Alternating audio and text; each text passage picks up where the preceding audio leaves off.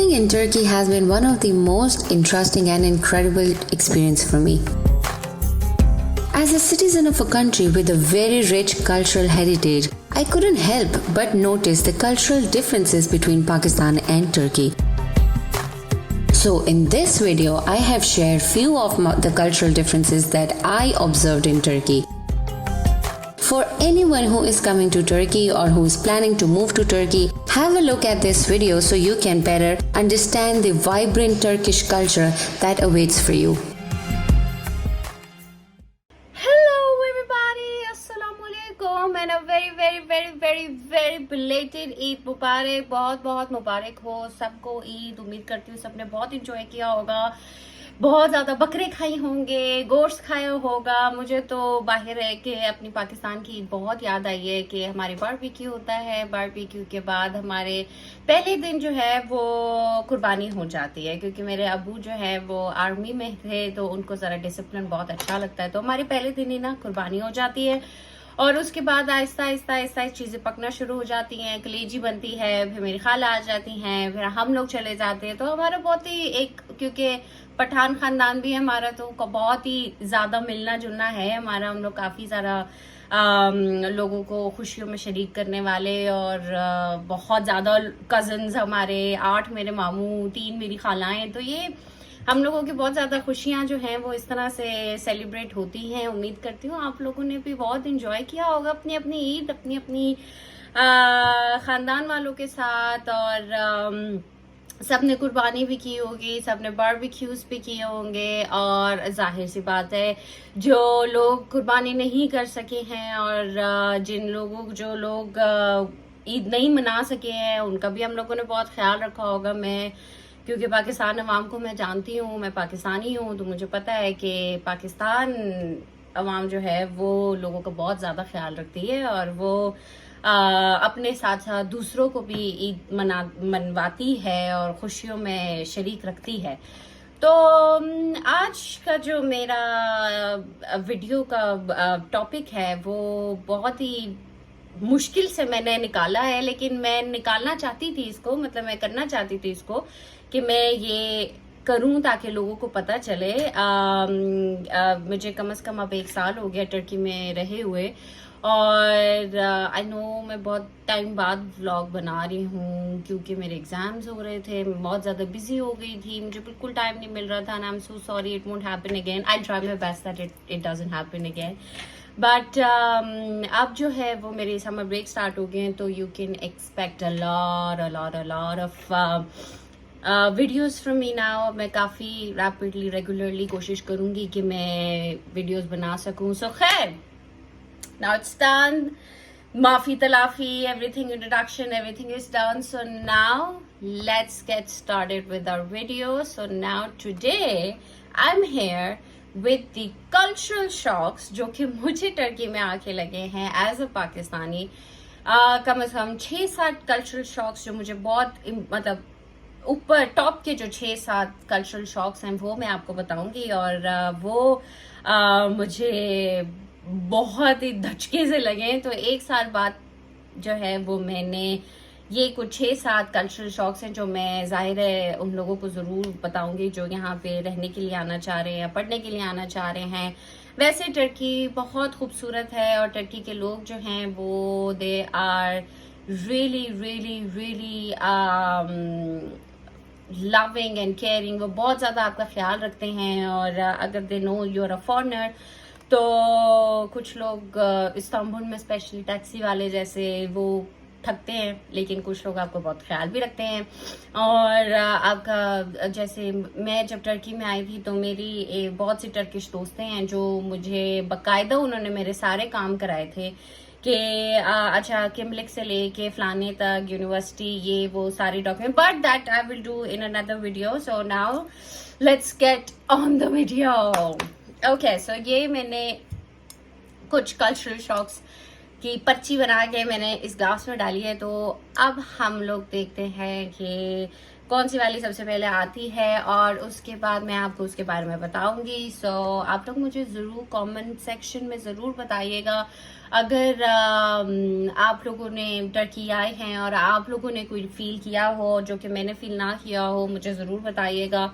Secondly, if you want to know कि Turkey में shopping, सस्ती शॉपिंग कैसे की जाती है, तो यहाँ पे मैं अपने पुराने व्लॉग का लिंक दे रही हूँ, वहाँ पे आप जाके ज़रूर देखिएगा कि किस तरह से टर्की में सस्ती शॉपिंग हो सकती है, क्योंकि इन्फ्लेशन पूरे पूरे पूरे पूरे मुल्क में हो चुकी है बहुत ज़्यादा। जो चीज़ें मैं 200 में लिया करती थी वो मैं अब 500-600 लीरा में लेती हूँ। बट यहाँ पे जाइए और यहाँ पे जाके क्लिक कीजिए and just know my secret shopping hack, जो कि आपको 1000 लीरा के अंदर अंदर बहुत अच्छी चीजें ले सकते हैं। And this shirt is actually one of that. Okay, so let's get started. Abracadabra. Okay, so यहाँ पे बहुत ज़्यादा ये ट्रेडिशन है कि आप अगर किसी के घर जा रहे हो ना, तो मतलब किसी के घर जा रहे हो या किसी के पास जा रहे हो, मतलब इवन डॉर्म्स में भी जैसे स्टूडेंट्स रह रहे होते हैं, लेकिन अगर आप किसी के डॉर्म में भी जा रहे हो and they have like invited you over for dinner, for चाय और फॉर कॉफी और व्हाटएवर, तो it's very important for you कि आप उसके लिए कोई ना कोई गिफ्ट लेके जाएं। गिफ्ट यहाँ का बहुत ही इम्पोर्टेंट एक ट्रेडिशन मैंने देखा है कि यहाँ पे लोग कहते हैं कि अगर मतलब इट्स नॉट कि आप का मतलब they don't accept you or they don't love you, but of course it means that you are not respecting their tradition, because gifts और gift जो है वो प्यार का एक सिंबल होता है, केयर का एक सिंबल होता है, थैंक यू का एक सिंबल होता है। तो अगर आप किसी के भी घर जा रहे हो तो आपने कोई ना कोई गिफ्ट ज़रूर लेके जाना है, एंड अगर आप वो ताकि उनको पता चले that we are respecting your invitation and we are very thankful for you, तो वो मतलब कोई भी छोटी सी कोई चॉकलेट्स, और जैसे मैं पहली दफ़ा मैं जब यहाँ आई तो मेरी दोस्तें जब भी आती थी तो कुछ ना कुछ लेके आती थी, तो मैंने कहा कि मतलब कि क्यों करते हो तुम लोग, आई डोंट लाइक इट, तुम लोग मतलब बाउंड हो जाते हो, ये हो जाता है। तो उन्होंने कहा no, it's a tradition and we like to follow it. तो फिर मैंने भी ये करना शुरू किया। जाहिर है जब वो मेरे घर अल्लाह आती थी तो फिर मैं भी जब उनके पास जाती थी तो मैं भी कुछ ना कुछ लेके जाती थी। तो taking gifts is a very important tradition in Turkey, जिससे पता चलता है कि आप दूसरे की रिस्पेक्ट कर रहे हो। Okay, this one with bathrooms. अल्लाह, मतलब मैं जब यहाँ पे आई तो मुझे ये बाथरूम्स की समझ नहीं आई। यहाँ पे बाथरूम्स बहुत ज़्यादा डिफरेंट है इन अ वे कि बिदत बाथरूम्स में, मतलब बिदत बाथरूम्स होते हैं, आप कुछ लोग बाइडेट बाथरूम्स कहेंगे, कुछ लोग बिडेट बाथरूम्स कहेंगे। तो टर्की में बिदत बाथरूम्स होते हैं, वो बेसिकली ऐसे होते हैं that it's like a seat, और उसके अंदर ही एक नॉब सा लगा होता है and you just press it and उसमें से पानी निकलता है and you don't have to use anything else. तो वो मुझे पहले तो उसका फंक्शन ही नहीं समझ आया कि मतलब व्हाट इज दिस डूइंग है। पहले मुझे लगे इट्स अ फ्लश, ये फ्लश करने का है, बट वो it was not a flush. Flush के लिए एक अलग वो चीज़ थी। बट बिदत बाथरूम्स जो हैं वो यहाँ पे बहुत ज़्यादा मतलब टिपिकली यूज होते हैं और हर घर में बिदत बाथरूम्स होते हैं। So this was one of the biggest shock, क्योंकि पाकिस्तान में ऐसा कुछ नहीं होता, बिदत बाथरूम्स का कोई कॉन्सेप्ट नहीं है। तो यहाँ पे आके मतलब मुझे समझ नहीं आई कि इस बिदत बाथरूम में मतलब what is the function of this knob, इस नॉब ने करना क्या है। तो फिर मैंने अपनी दोस्त से ही पूछा कि भाई इसका काम क्या है, और फिर उसने मुझे समझाया। But I still don't use it because of course हम लोगों का डिफरेंट सीन होता है, हमने वुज़ू करनी होती है, पाकीज़गी का ख्याल रखना होता है, मुझे बस उलझन होती है। But this is also one of the shop. यहाँ पे हर जगह आपको देखेंगे चाय यहाँ पे बहुत पी जाती है, बल्कि this is actually I would say one of the similarity of Pakistan and Turkey. इसकी मैं अलग वीडियो भी बनाऊंगी। बट यहाँ की जो चाय है वो दूध के बगैर होती है, हमारी तो दूध के साथ होती है ना, और दूध के साथ ही हमारी बहुत सी वो होती हैं टाइप्स होती हैं, कड़क दूध की चाय, मसाले चाय, गुड़ की चाय, फलाना चाय। लेकिन हम लोग मतलब टर्किश जो लोग हैं वो यहाँ पे जो चाय पीते हैं उसमें दूध नहीं होता, इट्स जस्ट लाइक कहवा, वो बस एक कहवा की तरह होता है एंड दे ड्रिंक इट। और वो बिल्कुल गरम आग तपती धूप भी पड़ रही होगी ना तो दे वुड गो फॉर चाय। जैसे हम लोग जाते हैं पाकिस्तान में, मतलब हमारे तो कोई भी मसला हो रहा है ना, या चल आजा चाय पीते हैं, चल आजा चाय पीते, या चाय पी लेते हैं, चाय पी लेते हैं, इससे हमारे मसले आधे से ज्यादा हल हो जाते हैं। और अगर पाकिस्तानी लोग देख रहे हैं तो let me know in the comment section if I am right, because मैं तो यही करती हूँ, मतलब चाय पीते हैं, चल यार, या मेरा फलाना मसला हो गया, चला यार चाय पीते हैं, बैठ जा, आजा बात कर लेते हैं, सब सेट हो जाएगा। तो let me know in the comment section अगर आप लोगों को भी ये फील होता है कि नहीं। Second, nationalism. सो यहाँ का जो नेशनलिज्म मैंने बहुत, मतलब मैं जब यहाँ पे आई तो ये चीज़ मुझे देख के एक हुआ कि यहाँ पे नेशनलिज्म बहुत ज़्यादा है। पेट्रियाटिज्म और नेशनलिज्म, बच्चा बच्चा अपने टर्की की हिस्ट्री जानता है, छोटे से छोटा क्या तो बड़े से बड़ा क्या, आप उनसे पूछ लो कि टर्की की हिस्ट्री क्या है, दे वुड टेल यू ला ला ला ला ला ला ला। हर जगह मुझे यहाँ पे फ्लैग्स दिखाई देते हैं, टर्की के फ्लैग्स दिखाई देते हैं, मुस्तफ़ा कमाल की शर्ट्स उन्होंने पहनी होती हैं और मुस्तफ़ा कमाल की बातें कर रहे होते हैं ये लोग हर वक्त। ये लोग कहते हैं टी शर्ट्स होती हैं, मग्स होते हैं, क्या कहते हैं, हेयर बैंड्स होते हैं जो यहाँ पे लगाए जाते हैं, and it's not something for tourist. मतलब हमारे पाकिस्तान में तो जो इस तरह की बहुत नेशनलिस्ट चीज़ें होती हैं वो हम लोग टूरिस्ट के लिए रख देते हैं सोवेनियर शॉप्स पे।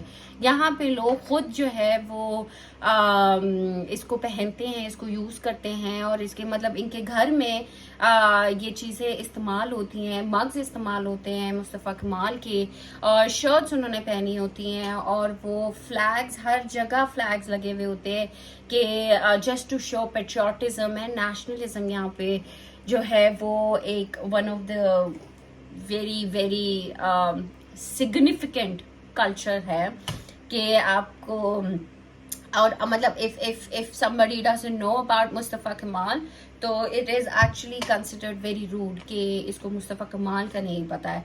तो when you are on the roads or if you see somebody talking about Mustafa कमाल or if you see somebody is wearing Mustafa कमाल shirt, और मतलब कोई भी पॉलिटिकल पार्टी की जो है वो कर रहे हों, just don't get into an argument, just not along and move along. तो ये लोग नेशनलिस्ट बहुत ज़्यादा है और पेट्रियाटिक बहुत ज़्यादा है ये लोग, और दे एक्चुअली इनको ये चीज़ बहुत ज़्यादा अच्छी लगती है कि हम लोग अपने मुल्क को वो कर रहे हैं, प्रमोट कर रहे हैं। मतलब अब मैं जब आई थी यहाँ पे तो मुझे टर्किश नहीं आती थी, तो मुझे लोग बाकायदा लोग कहते थे learn Turkish, you are Turkish now, learn Turkish. तो इस तरह से आहिस्ता आहिस्ता, और फिर जब मैं उल्टी टूटी फूटी टर्किश बोलती हूँ तो वो लोग बहुत खुश होते हैं कि you are learning Turkish, like straight right left इसको दोज। और जब मैं बोला करती थी तो उल्टी टूटी फूटी बोलती थी तो वो बहुत खुश होते थे कि you are trying and you get there, and बहुत ज़्यादा मोटिवेट करते थे। तो एक ये चीज़ जो है वो बहुत ज़्यादा है। दिस वैसे इसकी मुझे अपने अबू की याद आती है, ये वाला कल्चर यहाँ पे देख के कि मेरे अबू कहते थे कि बेटा जूते उतार के घर में जाया करो, जूते उतार के कमरे में जाया करो। मैं नहीं जाती थी, और ये पाकिस्तान में मेरे ख्याल से कल्चर भी नहीं है कि आप जूते उतार के जाओगे, बट यहाँ पे ये कल्चर है कि आप जूते उतार के घर में जाओगे, ये जूते ले के घर में नहीं जाओगे। और आप मतलब मतलब किसी के कमरे में भी जा रहे हो तो जूते आप दरवाजे के बाहर उतारोगे और फिर अंदर आओगे, और फिर जाते हुए जो है वो आप जूते जो है वो पहन लोगे और आप आगे रवाना हो जाओगे। तो ये एक था कि क्योंकि हम लोग तो चले जाते हैं अंदर, मतलब हमारा इतना स्ट्रिक्ट कोई रूल नहीं है कि आपने ये करना है जूते उतारने। यहाँ पे बाकायदा ये एक रूल है, और मतलब अगर आप ना करो तो वो एक रूडनेस समझी जाती है कि आपने ये हरकत की है। मतलब they like take off your shoes, बहुत ज़्यादा इस चीज़ का ख्याल रखा जाता है। The next one is gestures. अच्छा, यहाँ पे जेस्चर्स बहुत ज़्यादा हैं। जैसे gestures in a way body language, और ये लोग जो हैं वो बोल के सलामती बहुत ज़्यादा देते हैं। जैसे ये लोग कहेंगे खुलाई गेल्सन, ईगन लेर, याक्षमलार, आफियत ओलसून। कोई कुछ खा रहा होगा या you take something from the restaurant, they like आफियत ओलसून। और इट्स नॉट जस्ट कि आप किसी जानने वाले को कह रहे हो, बल्कि आप अगर किसी को खाता हुआ देख रहे हो and you are like passing by, तब भी आप वहां से उसको कहते हुए जाते हो आफियत ओलसून के। It's more like bringing blessings to the food, or Igunler is more like have a good day, Girishirus is bye। तो इनकी हर एक चीज की जो है वो वर्ड्स हैं जो कि आप यूज करते हो। फिर एक और था जो कि मेरे लिए बहुत ज्यादा फनी था। मतलब इनका जो इन्होंने जब नो करना होता है तो करते हैं, they do it like this, it means no। तो हमारे जो है वो बहुत ही ज़्यादा डिफरेंट होता है कि यार इट मीन, मतलब हम लोग ये बहुत इरिटेशन में करते हैं, क्या यार मत करो ना, यू नो। लेकिन ये लोग जो हैं बहुत ज़्यादा जब इन्होंने नो करना होता है तो फिर ये लोग कहते हैं, एक ये होता है, और एक जो है वो यूं अपनी आईब्रोज ऊपर करते हैं, विच मीन्स नो। तो पहले तो मुझे समझ नहीं आई, मैं अपने दोस्त से मैंने पूछा यूँ वो जो लाइक सम वाटर, तो उसने मुझे यूं ही किया, तो मुझे समझ नहीं आई। मैं पानी ले आई फिर भी, तो उसने कहा no I said no to you, why did you bring it again. तो फिर मुझे समझ आया। और दूसरा इनका एक ट्रेडिशन तो नहीं, मतलब something that I have observe for a very long time is के if it's a no they don't reply, मतलब दे डोंट राइट और say no, they just keep quite.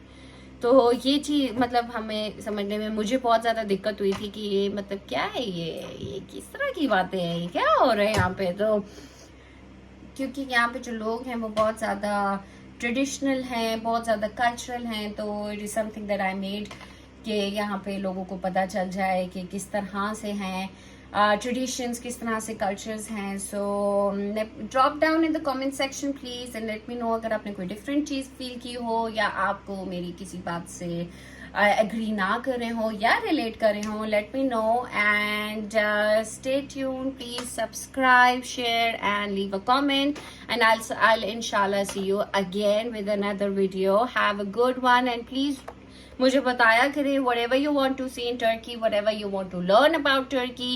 I'll be moving to Germany as well. मैं आपको सारा का सारा वो दिखाती रहूँगी। एंड यस, वीज़ा सेक्शन का जो हम लोगों की मुझे अक्सर DMs आते रहते हैं, I'll definitely make a video on that one as well. So अपना बहुत ज़्यादा ख्याल रखिएगा, ग्यूरिशरूज, अपना बहुत बहुत बहुत बहुत बहुत ख्याल रखिए, अपनी सेहत का ख्याल रखिए। Have a good one, bye bye.